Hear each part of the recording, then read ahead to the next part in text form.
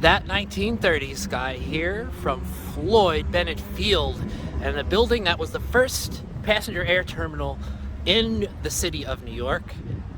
Now, you may not have heard of Floyd Bennett Field, but this was almost the big airport for New York City, the main hub airport. That's what it was supposed to be, but it didn't work out that way. But for a brief time in the 1930s, this was on the road to becoming the major airport of New York City.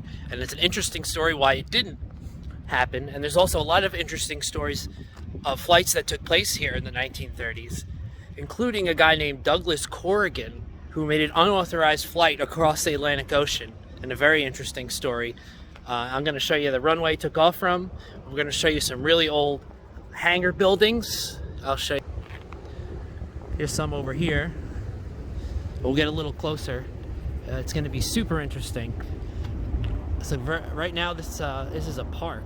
Recreation facilities. They have various activities like archery and sports complex, and they also train sanitation drivers here. A whole bunch of different stuff they do here now. But this was planned to be the big hub airport, and it just never made it. And I'm going to tell you why. You'll want to listen. Some good stories here. I am now at Hangar 3 and Hangar 4, or at least the relics of them. These were two hangars built from the beginning of the airport when it opened in 1931. And before that, there was no major airports in New York City. And what brought attention to that was when Lindbergh crossed the Atlantic and caused a national sensation. First to fly across the Atlantic solo. It was a huge story in its time in 1927.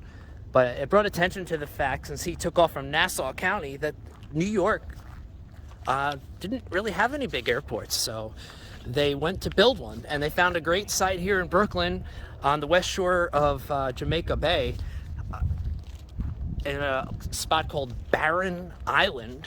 Let's take a look inside here, see what we can see in these old hangars. Oh, look at that guy ready, security guard. Wow. United States government, it says. But anyway, this airport opened May 23rd, 1931, and it was planned to be the big airport for New York City, the rising aviation industry that was they knew was going to be big in the future. And but unfortunately, it never quite became that big airport. The first obstacle was making it an airmail hub for get federal contracts for airmail. But Newark had that, Newark Airport, and it never was transferred over here, even though they tried over and over again to do it.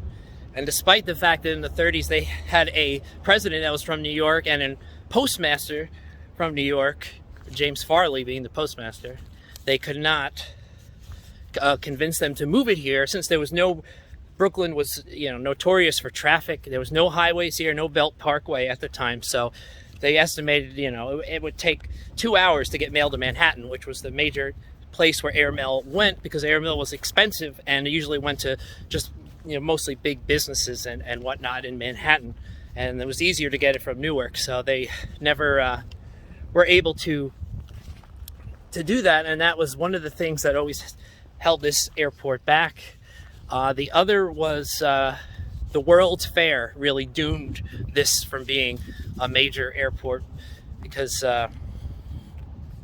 North Beach Airport, that was the other airport in New York, was close to the World's Fair. It was closer to Manhattan, and ultimately they wound up spending money there to make that the big airport.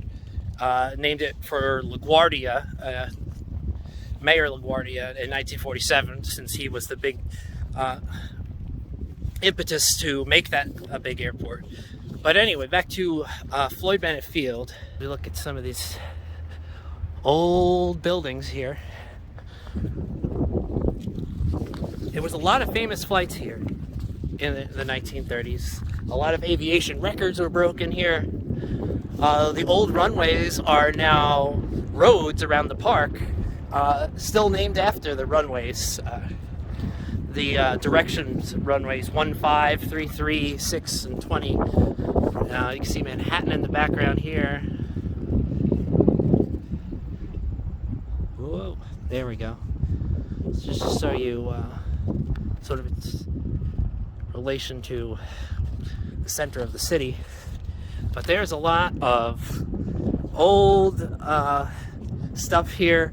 It's been here for years. In 1941, after it was clear that LaGuardia was going to be the big New York airport at the time, JFK was later on, but they transferred this to the Navy, and the Navy held it for decades and became a national park. And the 90s,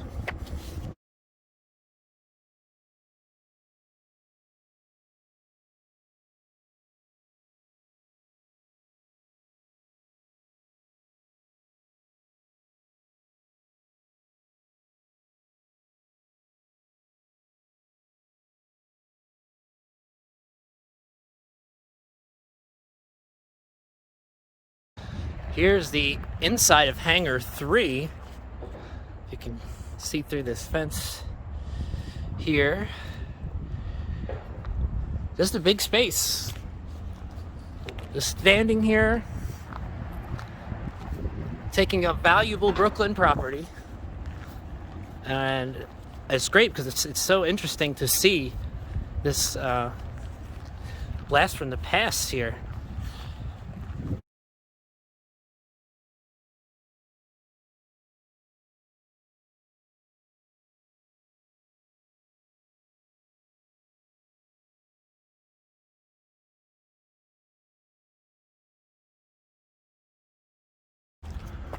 Here's some giant boilers. Not quite sure what this room was for, but it's very interesting. That's for sure. This is the space between Hangars 3 and Hangars 4. One of the famous flyers was a person named Eleanor Smith, who kind of got lost in history, even though she broke a lot of aviation records during her time. But she was always beaten by other people, either by Amelia Earhart or Bobby Trout, or her records never stood. But she also was not someone that was liked to be in the spotlight too. She didn't really seek attention. She just liked flying. Stunt flying was her thing. She was called the Flying Flapper from Freeport because she was young. She was actually the youngest woman to get a license, pilot's license, when she was only 18. And she used to fly out of this airport all the time. She was known for breaking endurance records and altitude records, and she was this very interesting character to read about. Unfortunately, she dropped out of aviation after she was married and had a child. So aviation was still very dangerous back in the 30s. They didn't have radar yet. They were working on better radio beacons to guide pilots around bad weather and night flying, but it was still very primitive at the time. It was not always very reliable, and so conditions, especially fog, that was a big one, because you couldn't tell where the landing strip you were going to was in fog, and so that was always a hindrance.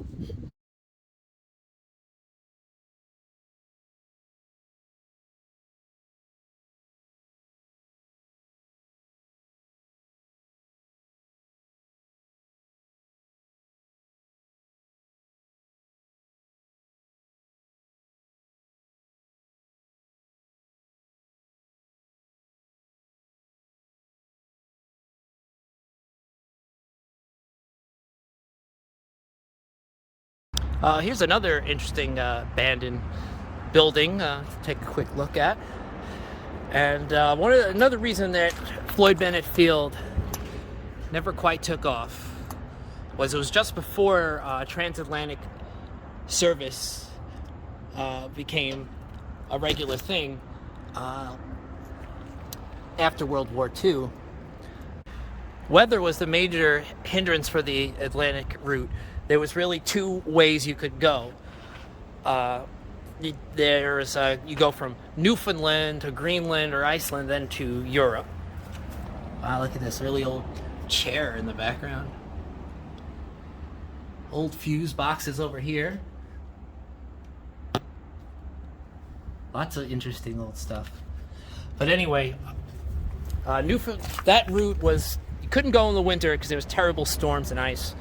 They couldn't, in the summertime, Newfoundland was full of fogs and it was still unpredictable weather, although they did some service over the summer for AmRail and stuff, that route.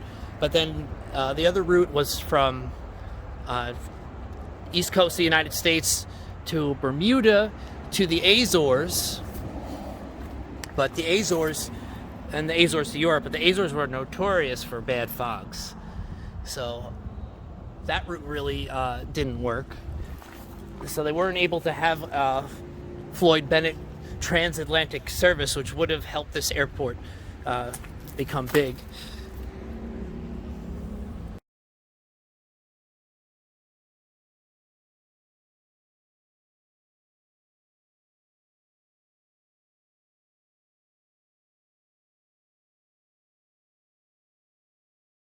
Here's another old building.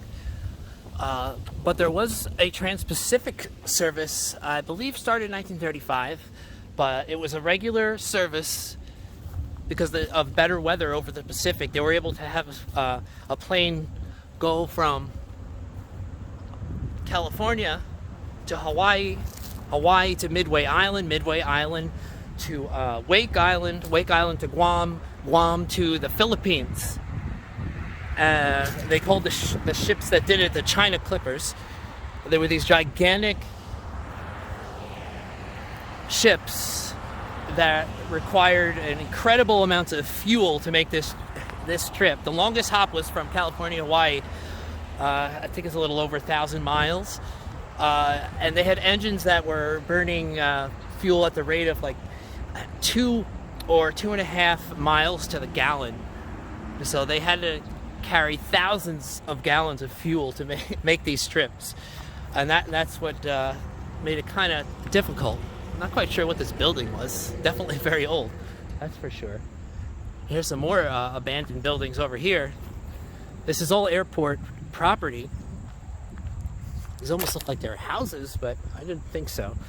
Maybe some kind of administrative buildings of some kind. I'll see if I can take a look inside of them.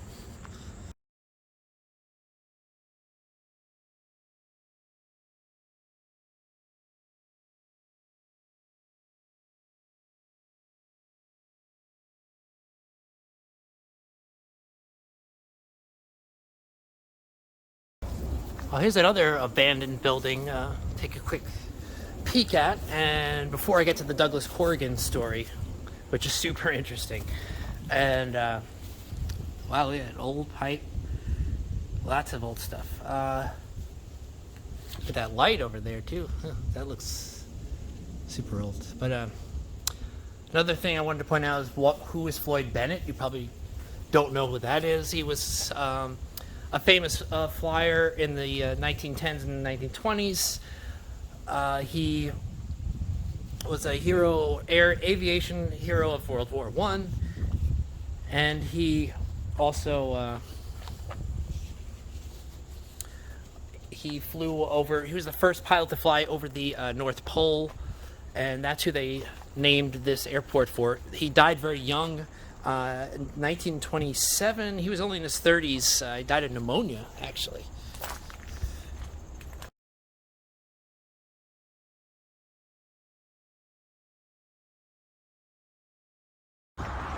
Way Corrigan was a 30-year-old pilot from California, and he actually did ask the government if he could fly to Ireland in the year 1935. So you look around some of these, this is kind of the center of the field where there were several runways that crossed over each other. But the government denied him, saying his plane was not fit to cross. He had a plane he bought in 1929 for only a few $100s. It wouldn't, even today, extremely cheap, because it needed some work. He patched it up, and it still wasn't good enough for the government to approve him to go. But in August of 1938, he took off from this airport, from where these cars keep going from. Something must have just let out, because there's a whole bunch of traffic now, all of a sudden coming from this direction I'm pointing at, but which is where he took off in a northeast wind. He almost didn't even make it.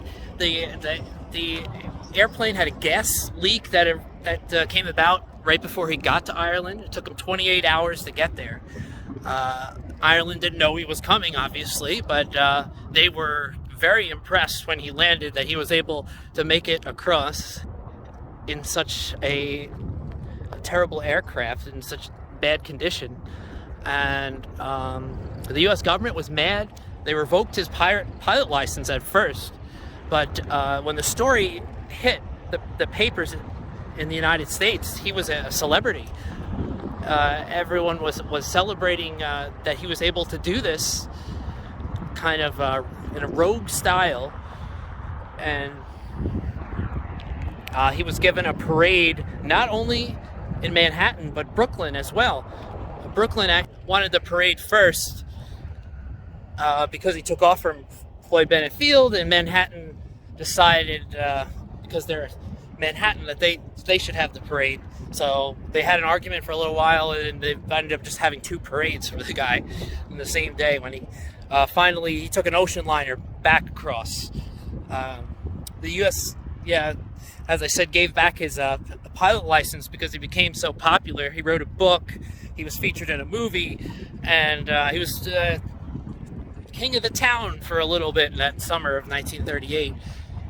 And partly because he was young too. He was only 30 years old, and today he's largely forgotten. But that was a big story in 1938, that this crazy guy was able to fly the Atlantic. He also he didn't have radios in his plane. He actually wanted to take off really in the middle of the night, and they wouldn't let him from the field because they said without radios it wasn't safe. So they made him wait till dawn to take off. And a big part of the story, which I didn't mention, was that he said he was going to California. That's where he told the airport officials here at Floyd Bennett Field where he was going. And he claimed afterward that he just made a mistake, that he was really didn't intend to go to Ireland, that he thought he was going to California, which no one believes, because he had been flying for some time. Before he flew, he was a mechanic for a while, and they said he would have known. Obviously, he wasn't going to California, but he probably did it to save himself from any legal trouble, because the government could have prosecuted him for what he did. But if he said he was meant to go to California, well, that's not illegal. So they let him go with that. He's quite an interesting character. If you want to look up the story, it's a pretty interesting story.